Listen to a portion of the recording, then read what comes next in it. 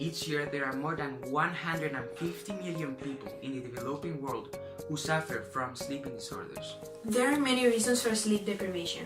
Work, chores, babies, worry, late-night television are just a few.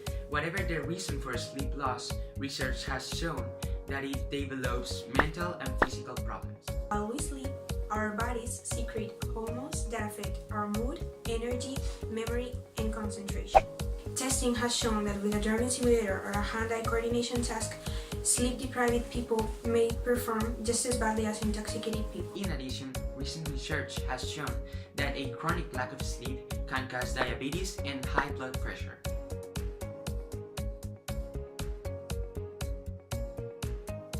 Most people experience short-term insomnia at some time of their lives. Temporary insomnia can be caused by hearing a noise, a stressful event like the loss of a job or a death in the family, or even catastrophic world events.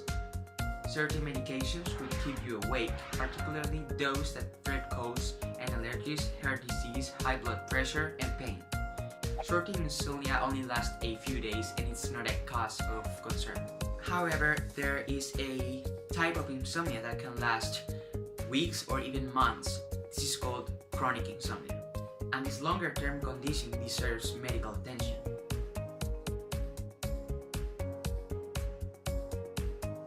Feeling tired every now and then is normal, but it's not normal for sleepiness to interfere with your routine activities.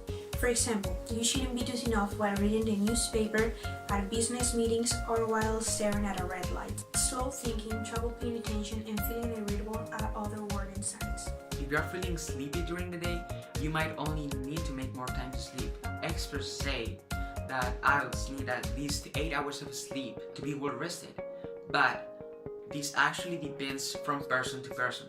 The bottom line is that you should sleep as many hours as you need to feel well rested.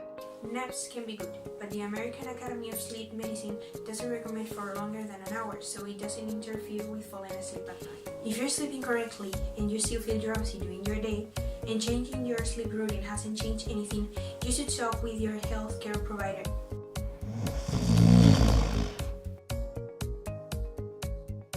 Most snoring is harmless, but it can be annoying for the person who's sleeping next to you.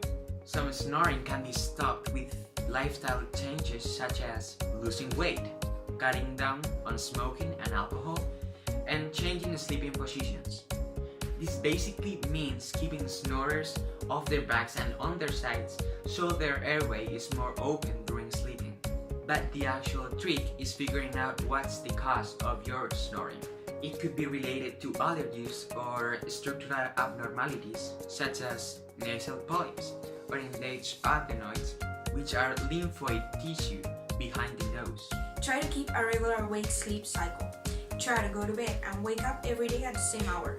Try to avoid caffeine, nicotine, and alcohol in the 4 to 6 hours before bedtime. Don't exercise within 2 hours of bedtime.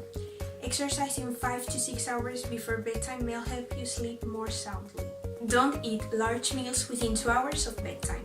Don't nap later than 3 p.m. Sleep in a dark, quiet room with a comfortable temperature. If you can't fall asleep within 20 minutes, go to another room and do a quiet activity, and when you're feeling sleepy, return to bed.